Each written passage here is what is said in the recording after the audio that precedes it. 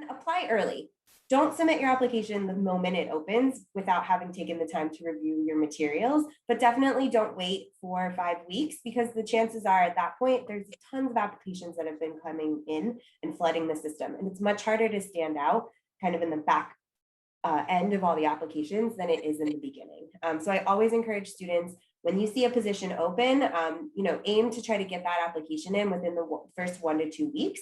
So that's really kind of the sweet spot of when we start diving in and looking, especially in our company.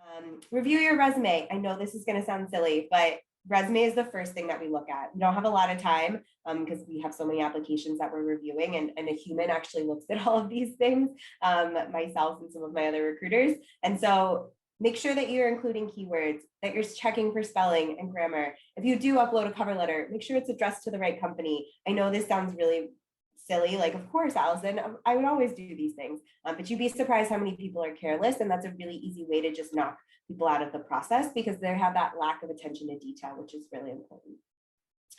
Another thing is make sure you're researching the company before you apply and during the interview process. One of the things that we ask every applicant as we move into the video interviews, which is my next bullet here, is that we ask you, what do you know about us?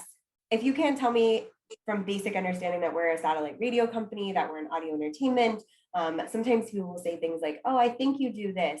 That's not confidence. You want to have confidence in why you want to work for this employer. And that's going to really help you stand out in the crowd. So make sure you've done your research. So encourage you to just be patient, be kind to yourself. Remember that, you don't need to go out there and do 1,000 applications on a day, but really the quality and the connections that you work and you make is what's going to be successful.